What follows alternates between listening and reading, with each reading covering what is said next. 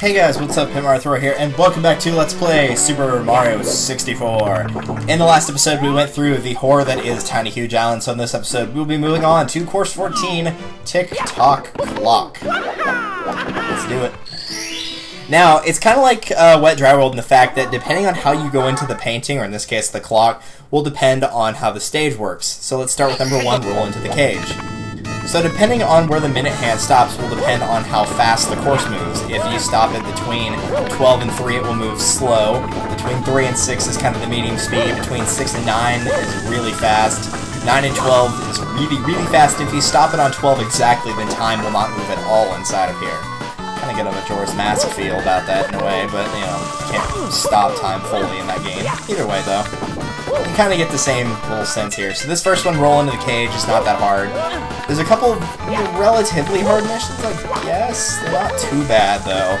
A lot of it is navigating up the clock, but even then, they're not really terrible. Let's go grab this first one. Here we go! I mean, that took a minute and 12 seconds, intro included, but there are a few annoying ones. Stomp on Thwomp, which we'll get to later in particular, is pretty bad, so we'll get to that when we get to it. Crouch and jump. So proud of you, Mario. So proud. I'll have time go slow on this one. Most of the time, it's best to have time going either very slowly or sometimes just not at all. The Pit and the Pendulums, by the way, I love the reference, by the way. Very, very nice. Well done, Nintendo. Big fan of that personal little short story work. Really just that author/poet in general. Hey! Jerks. Get my health back. No. You can fall off the side for all I care. Wait for you to bounce. Whenever they do that little bouncing maneuver, that means they're about to rotate, so just, you know, jump, or if you're not on them yet, then don't get on them whenever they're doing it. Bounce. No. There we go. So the Pit and the Pendulums, you actually have to navigate up a fair way, and, like, it's kind of a double-edged sword with Tick Tock Clock. You can fall down very easily, it's easy to recover, but at the same time, like, you don't want to fall down, because it's easy to fall down, but easy to recover, but you don't want to be falling down in the first place. So, like I said, kind of a double-edged sword there. There's a 1-up right here that if you get up this high, it's very easy to get. All you have to do is climb to the top of that thing. Avoid him, because he is specifically designed, unlike Course 9, just to kill you and nothing more.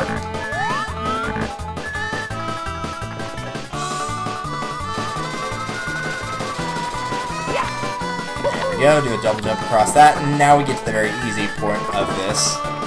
Now note that there are little gaps right here whenever you're maneuvering across this, so make sure you jump over this. Don't just walk off thinking, oh yeah, there's a platform right there, totally. There's not one there, you'll fall. That little gap right there will trick you. It's hard to see because of the lines like on the actual, you know, platform itself. It's kind of hard to tell, yes, but just watch out for it. So that is the Pit and the Pendulums. Forget a hand, we'll just leave it at 3. There's 2 ways to do this star. I'll just go ahead and show the right way, and then whenever we do, or the way the game intended, then I'll show the way you can also do it in addition to that in a later mission. I'll just mention it, but I won't, you know, actually do it the way that... I will actually do it the way the game intended, I will do it my way. Regardless of how you want to do it, it's still not too bad. It's just, if you do it the way the game intended, it's going to take longer, unless you put it on a really fast speed, which probably I should have done, but I didn't do it, so it's alright. Get this box here. No! No flames. Okay, the camera's not going to want to listen right now. No! No! Okay, so the star is just across the way right here, and yeah, this is taking too long, so...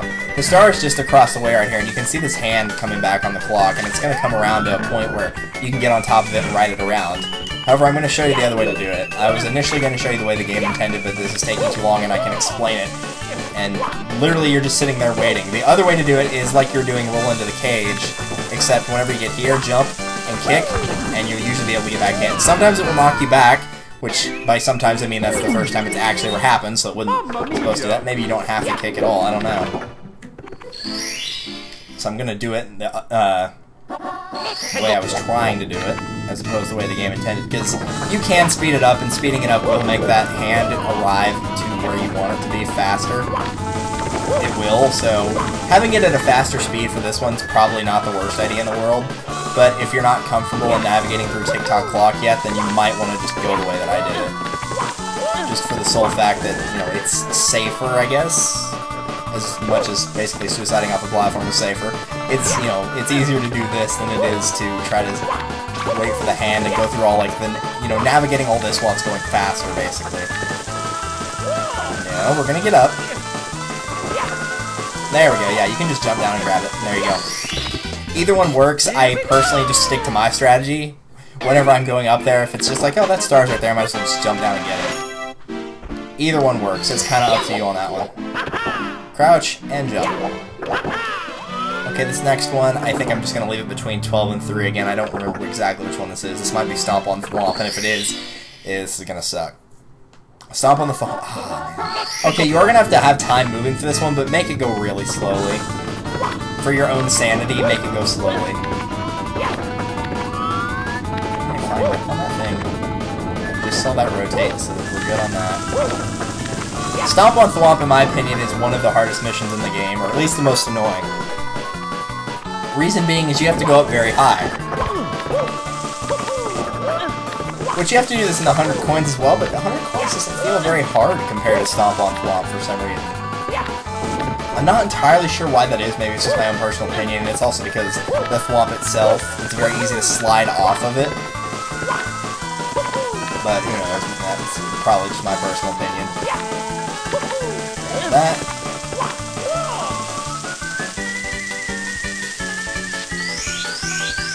Thank you. Okay, now, as you can see, over there's the pit and the pendulum area. Well, you can't really see it. No, I see you coming after me. Leave me alone. The pit and the pendulum area is over there, and that's all that's over there. There's nothing else. So, we're going to backflip up here and take an alternate route. And thankfully that trick that I looked up actually does work. Cool. I use the camera. Okay, that's not the area we need to go. We actually have to go much higher, like all the way up there, so... There's a star right there. Okay, so I am going the right way. Just gotta make sure.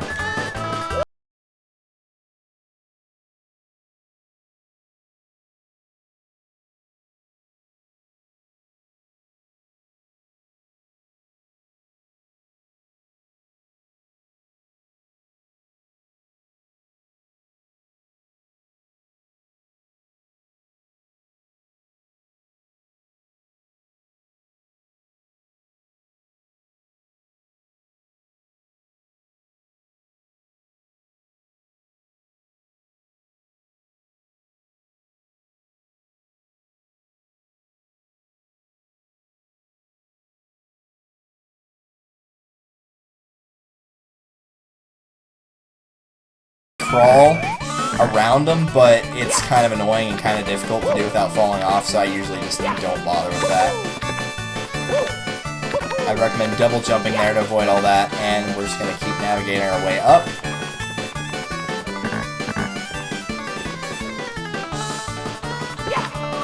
Double jump that to avoid having to actually deal with it. Just going to rotate. Skip all that. And now here comes the fun part. This is the part where you actually have to have time going, and I'm just going to open these up. If it falls, I don't care. Ignore that. Try to shoot another one at me, I'm not sure. Okay, I'm too far away from it to do that. But yes, you have another one of these little things. It's like Get a Hand. You have to wait for this to come by. Unlike Get a Hand, though, since you're at the top of the stage, you can't really trick this one out. You pretty much have to wait for it. And I'm going to try to get into the center here just in case this thing tries to shoot a fireball at me, because it will hit the hand, but whenever it's at one specific spot, it can actually still hit you. But you are going to want to stay on the edge of the hand. No, get up there, you idiot. You don't want to do this all again. And there's the Thwomp right there, and there's the star. Now, it looks like you can't get there. There's a conveyor belt that you can't quite see it. Once we get close enough, it'll... Yep, there it is. I was supposed to say it'll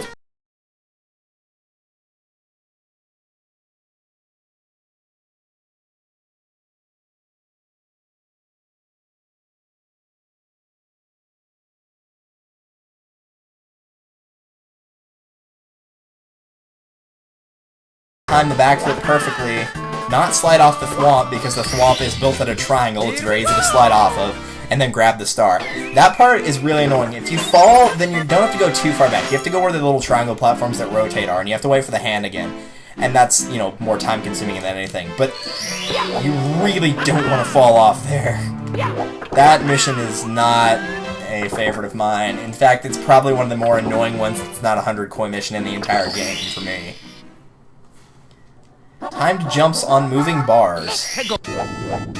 This one's not as bad. It's pretty high up, but it's not Stomp on Thwomp high. That one's as high as you'll ever have to go in Tick-Tock Clock. That's literally the highest point in the level. I don't think I ever actually had to go around where Thwomp was for the 100 coins. I had to get pretty close a couple times because I would like mess up, you know, really easy things and whatnot, but yeah. No! You're not pushing me off that. Now the moving bars, while there are like little moving conveyor belt platforms where the red coins are, that's not what it's referring to.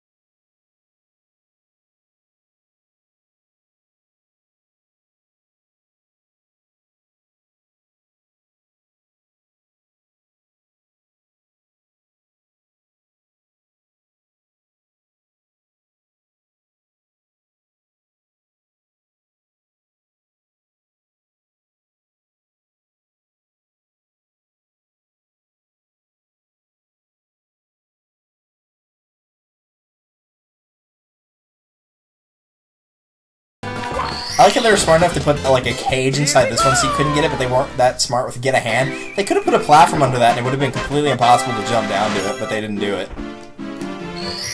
Okay, this one is likely the 8 red coins, and if that's the case, I want to try to stop time completely here, if it is the red coins. This has got to be red coins, it's the only one left. It's got to be the red coins. Stop time for red coins. Yep, sure enough. Okay, good. Time to stop completely. The reason why, and let me get rid of the bombs first.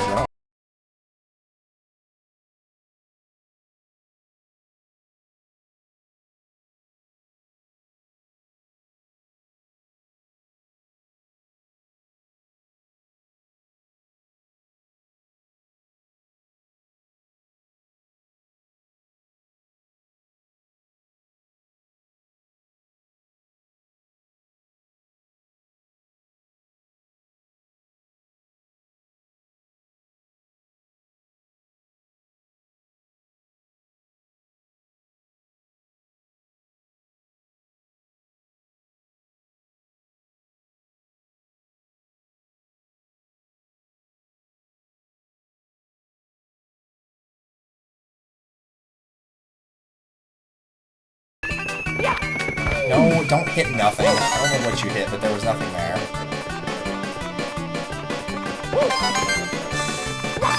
And the star's gonna appear right about where that 6th coin that I just picked up is gonna be. It's gonna be around there. Come on, grab it. Thank you. Now the star appears right there, and you're like, okay, the star was down there. This is part of the layering problem with the rotating things, because watch what happens when I actually pick it up.